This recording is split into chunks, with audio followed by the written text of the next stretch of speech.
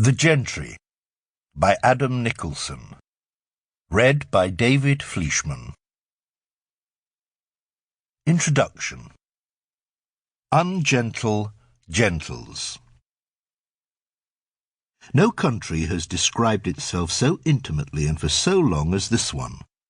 The English have been the great self-recorders, and England has preserved more of what its people have written about themselves than anywhere else on earth.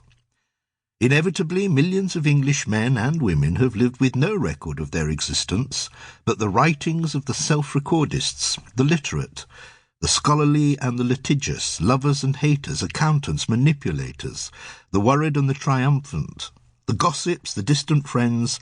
People separated by business or ambition have often been kept by their descendants. That is why the English gentry are such an intriguing world to explore. They both wrote and kept, and because of what they kept, they are the most knowable English there have ever been. They may well be the most knowable people that have ever lived. Only governments and navies have been so careful about their own past. Over the 6 centuries this book covers, the gentry wrote their lives down. Most of their documents, it is true, have disappeared. Often only one side of a correspondence remains. Sometimes a sequence breaks off without explanation. Sometimes there is nothing but the recording, yet again, of the properties owned, the debts incurred, the credit given. Individual families take up tens of shelf yards with their title deeds. But alongside that, quantities of letters and journals have also found their way to the great public repositories with which this country is blessed.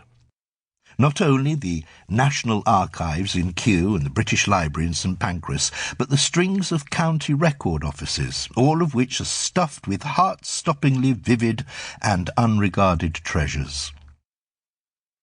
The people who appear in this book wrote in private, and the experience of their words on the written page remains mysteriously private. When you sit at a desk in Exeter or Newport, in Norwich or Bangor, with their words in front of you, there is no discreet mulberry-coloured rope holding you away from them. There is no glass over the pictures, no "please don't touch." The young men and women, the paterfamilias and the desperate nephew, the estate steward and the indigent younger brother are all there with you in the room. Each letter or journal entry articulates its moment not only in its words, but in its physical form. The hurry or care with which it is written, the sense of politeness or intimacy or rage. The unfolding of a letter from an envelope always seems to me like the opening of time itself.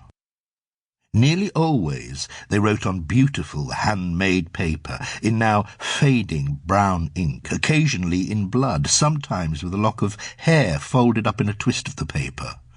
Once in these stories with the hair glued to the paper with a blob of sealing wax, sometimes in tears, when big blurring puddles have fallen on the ink. In one passage in this book, a grieving father wrote with his own tears, his silvery grey words now scarcely legible on the page. In part, this book is a journey around the manuscript England, poking about in the national attic, but twinned to paper is another substance just as central to the life of the gentry and in constant dialogue with it. Earth. This is a book about land, or at least about the meeting of land and paper. There is nothing mysterious or mystical about this. For most of English history, land was the principal means of production. Land was the national industry.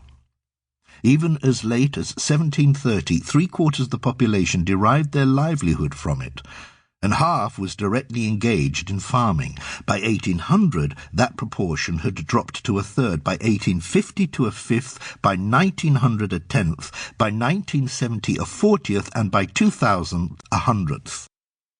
Our distance from the realities of land is the biggest obstacle we have in empathizing with the past.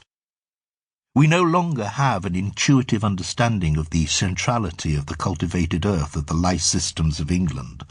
Land not only as a way of growing Sample complete. Ready to continue?